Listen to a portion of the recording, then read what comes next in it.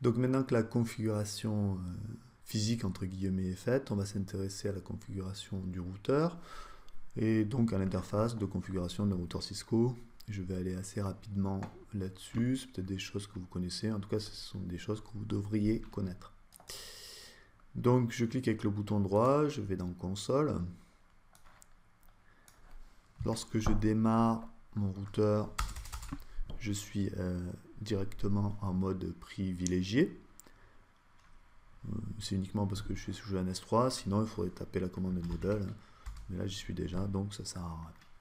Je rappelle un petit peu des commandes de base. La commande de base, c'est par exemple une commande show. Notez qu'il y a la complétion automatique, il suffit que je tape SH. Et ça exécute la commande show, parce que c'est la seule commande qui commence par SH par exemple. Si je veux voir une liste, quelque chose qui est bien pratique, c'est on a une aide qui est présente. Donc dès que j'appuie sur la touche point d'interrogation, j'ai l'aide qui s'affiche. Donc là j'appuie sur point d'interrogation, j'ai toute l'aide de toutes les commandes, j'ai un résumé de toutes les commandes qui sont présentes à partir de cette invite de commande R1 Jazz. Donc par exemple si je vois que j'ai la commande show, et ça me permet d'afficher les systèmes d'information. Si je fais show point d'interrogation, ben, je vois tous les paramètres que je peux donner à ma commande show. Donc ici par exemple, je peux faire show ARP pour regarder la table ARP, je peux faire show interface pour voir quelles sont les interfaces qui sont configurées, je peux faire show IP, et ainsi de suite. Alors show IP, je ne sais plus ce qu'il est passé, voilà, show interface, show IP. Donc il y a beaucoup de commandes, au final il faudrait quand même les connaître. Je peux regarder la configuration courante, show running config.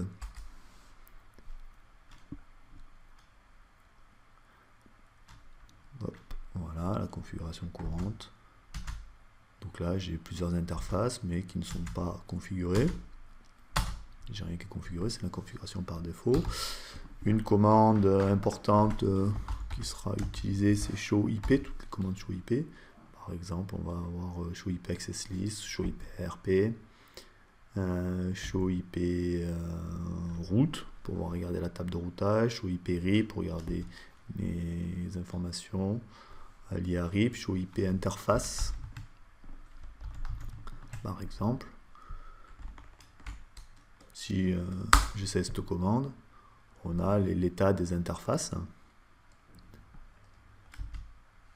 Et je peux avoir aussi un paramètre supplémentaire, show IP interface pour regarder les états des interfaces Fast Ethernet, et par exemple show IP interface brief qui me permet d'avoir un résumé de la configuration show IP SHIP interface brief par exemple.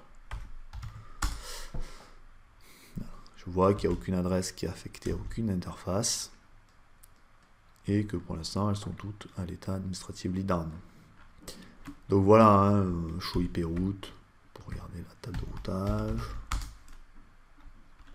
La table de routage est vide, ce qui est logique, j'ai pas d'adresse IP qui est configurée. Donc je vais passer en mode de configuration. Ce que j'ai, donc là je me suis fait un rappel, sinon je l'aurais fait au brouillon. Je sais directement ce que je dois configurer au niveau des interfaces. Donc je passe en mode de configuration. Pour passer en mode de configuration, je tape configure terminal. Je refais en arrière pour faire voir. En fait la commande c'est configure. J'ai plusieurs moyens de configurer, soit par la mémoire, soit par le réseau, soit par le terminal. Ici je suis dans un terminal, donc je fais une configuration via le terminal. Ici, je dois configurer l'interface Fast Ethernet 01. Donc, je tape interface. Je peux faire un point d'interrogation pour voir les différentes interfaces dont je dispose. Je vois que j'ai une interface Fast Ethernet 01, par exemple. Si je veux voir les commandes qui sont dans ce mode de configuration, donc ici, je vois qu'à chaque fois, l'invite de commande change. J'étais passé de R1 avec un dièse à R1 config lorsque je suis en mode de configuration. Et là, je suis en mode de configuration d'interface et j'ai le UF qui s'affiche. IP adresse 10.1.0.254.255.255.255.0. Il faut que j'active l'interface, donc je fais un no shutdown pour activer l'interface. Je fais la même chose pour l'interface Fast Ethernet 0.0, IP adresse 172.29.254.255.255.255.0. No shut. Exit. Pour sortir du mode de configuration d'interface, je suis revenu dans le mode de configuration globale. Exit. Je vais déjà commencer par vérifier un petit peu ma configuration. Show IP route par exemple. Je viens de configurer maintenant mes deux interfaces. J'ai bien mes deux routes directement connectées. Une vers le réseau 172.29.253 Fast Ethernet 0.0. C'est ça. Et une 10.1.0.0 directement connectée à la Fast Ethernet 0.1. Je vais faire un show IP interface brief. J'ai bien mes deux cartes qui sont en statut up, protocole up, donc tout est bien configuré. Je peux directement tester. Je sais qu'ici, je vais avoir mon TinyCore router qui est connecté ici. Donc si je fais un ping 172.29.253.150, je devrais pouvoir pinguer mon TinyCore router. Et je vois que j'ai mon TinyCore router que je peux pinguer. Ici, je devrais avoir ma machine CentOS. Je vais la configurer et la démarrer. Donc ma machine, elle est ici. Je vérifie qu'elle est bien... Enfin, je vais le faire un petit peu plus tard.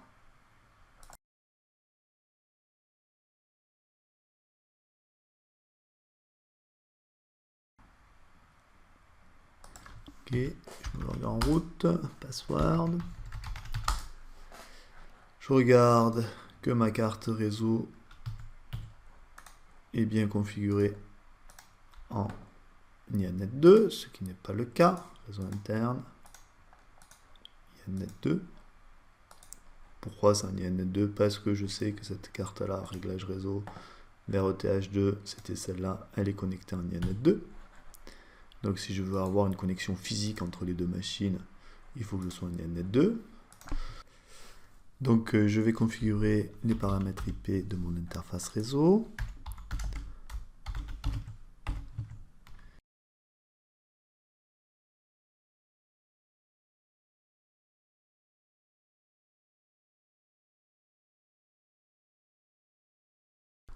Je sauvegarde, systemctl, restart, network.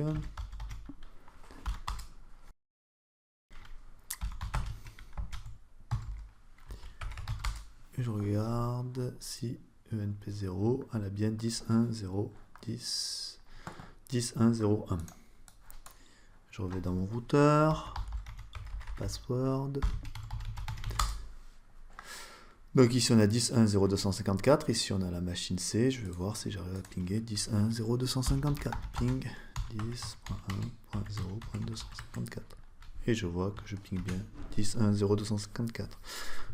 Je regarde que c'est les bonnes adresses, ARP-A, on a comme adresse, pour qui correspond à 10.1.0.254, C2, 01, 08, 4E, 0001. Si je fais ici, donc mon terminal, show interface Fast Ethernet, c'est mon interface Fast Ethernet 01. Je trouve bien la même adresse, C201 084 001, est-ce que ça correspond? C201 084 001. Notons que cette adresse MAC n'a rien à voir avec l'adresse physique ici du end2. D'accord? On émule encore une nouvelle interface réseau ici.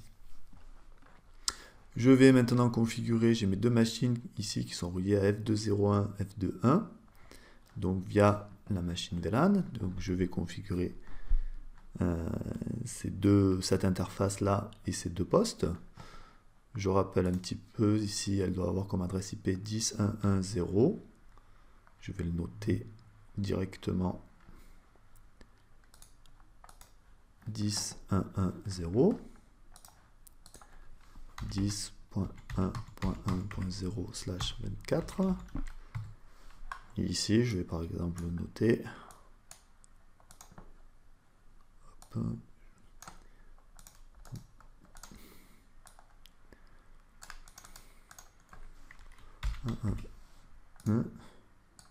Donc pour celui-là, duplicate 10.1.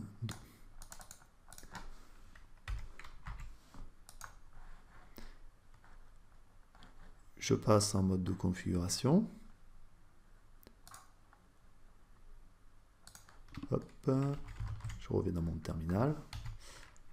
Et je vais configurer donc maintenant cette interface, l'interface qui correspond à ces deux machines PC1 et PC2. Donc je vais configurer les interfaces du module du switch. Donc d'abord je vais regarder show VLAN switch.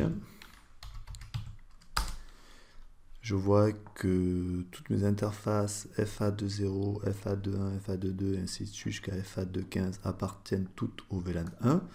Donc c'est ce VLAN 1, c'est cette interface VLAN 1 à laquelle je vais affecter une adresse IP. Je passe en mode de configuration globale, interface VLAN 1, IP adresse 10.1.1.254.255.255.0. Shut.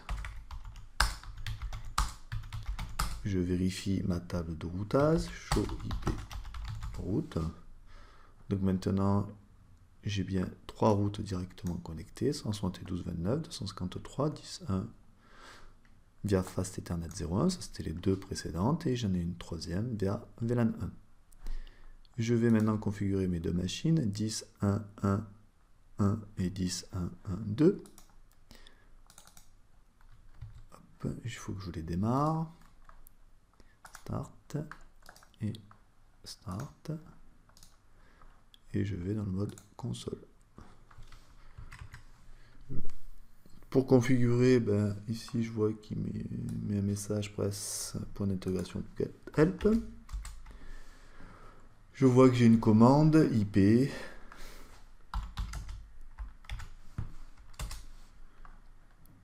Et je vais fournir une adresse, un masque et un gateway.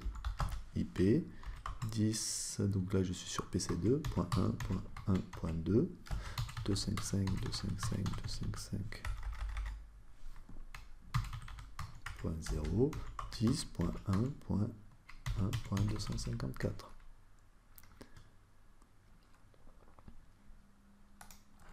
Donc je vais vérifier maintenant que PC1 et PC2 sont configurés. Je vais vérifier 10.1.1.254 et je me rends compte qu'il y a certains paquets ping qui ne passent pas. On a 5 paquets ping, il y en a 3 qui sont en timeout. En fait, la machine met un peu de temps à réagir. Je vais régler un temps d'attente du ping de 2000 millisecondes. 2 secondes, c'est très long. Mais bon, ça va permettre de tester ici dans ce cadre-là. On n'est pas en fonctionnement réel, on est en simulation et on se doute que des fois la configuration met un peu plus de temps à réagir que prévu. Donc pour tester, pour valider les tests, on mettra un temps d'attente de 2 secondes. Quoi qu'il arrive, ces deux machines, elles sont là uniquement pour tester. On n'aura pas besoin de faire des tests beaucoup plus compliqués. Je peux tester à partir de ma machine CentOS que j'arrive à les joindre. Ping 10.1.1.254. Donc j'arrive à joindre mon routeur. Cette interface ici du routeur.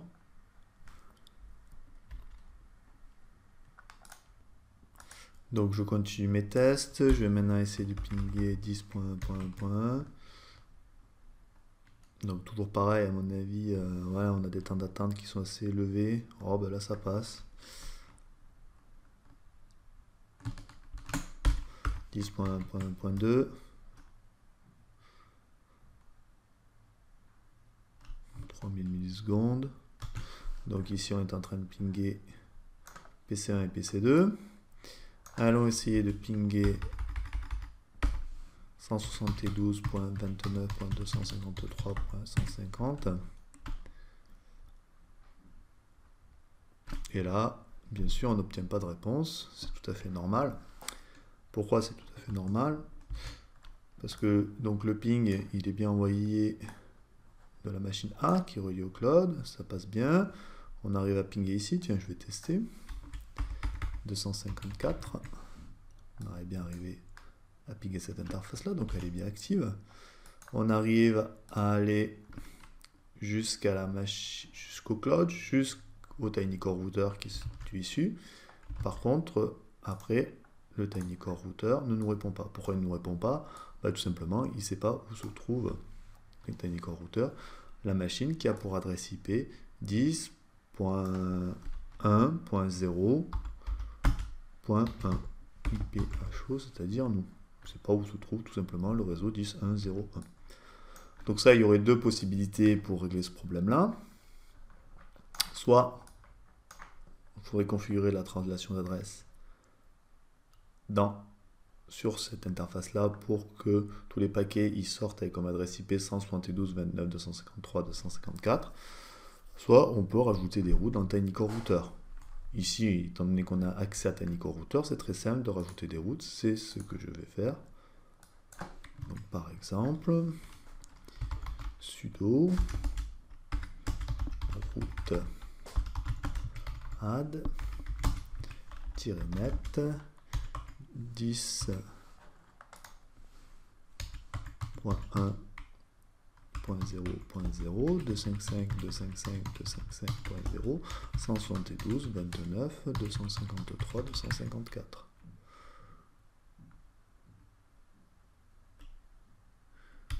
Alors,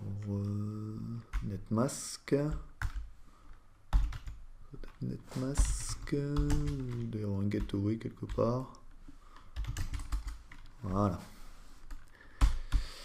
Et pareil pour le VPCS. Maintenant, lorsque je ping, donc ça c'était pas la bonne interface, je ping 150, le Tiny Core, maintenant il sait répondre et j'ai même un accès à Internet. 10.1.0.254. Je n'ai pas d'accès à Internet. Pourquoi je n'ai pas d'accès à Internet? Parce que je n'ai pas configuré de route par défaut dans mon routeur R1. Je vais en configurer une. La commande pour configurer une route par défaut, c'est IP route 0.0.0, 0.0.0, 172, 29.253.150, c'est-à-dire le Tiny Core Router. Je regarde ma table de routage. J'ai bien mes trois routes directement connectées et ma route par défaut que je viens de saisir. Et maintenant, j'arrive à pinguer 8888. Donc voilà pour cette démonstration. Et dans le début du TP, c'est ce que vous avez à faire. Refaire exactement cette même topologie. On n'oublie pas de sauvegarder à la fin. Notons juste deux petites choses. Lorsque je vais regarder mes fichiers de configuration, si je vais encore, avant de terminer, j'ai le fichier test étudiant. Je dois avoir quelque part un fichier de configuration. Je ne sais pas où est-ce qu'il est passé. Alors ça c'est le startup. Je peux configurer, enfin recopier dans le startup config ma configuration. Copie. Même si c'est pas forcément important. Run start. Voilà. Une dernière chose que je n'ai pas faite mais qu'on va quand même tester. Je vais configurer un accès telnet. Donc line BTY04, on configure 4 ACTECNet, password Cisco, par exemple, je choisis un password facile, c'est pour le TP, login, je mets un mot de passe au mode privilégié, enable password Cisco, et je vais voir, et donc je vais démarrer PuTTY, pour me connecter en telnet 172.29.250.3.254 Cisco, je passe en mode privilégié, Cisco, je fais un show run, par exemple, et je peux interagir, je peux faire un copier-coller, hein. Dès que je sélectionne ici, ça me fait démarrer. Je vais faire un notepad par exemple, CTRL V, et voilà, j'ai sauvegardé la configuration de ma machine en local, et il me restera après plus qu'à la réinsérer. Je peux éditer, je peux regarder la table de routage, hein, show IP route. Et donc lorsque j'aurai des informations à commenter, ça sera beaucoup plus facile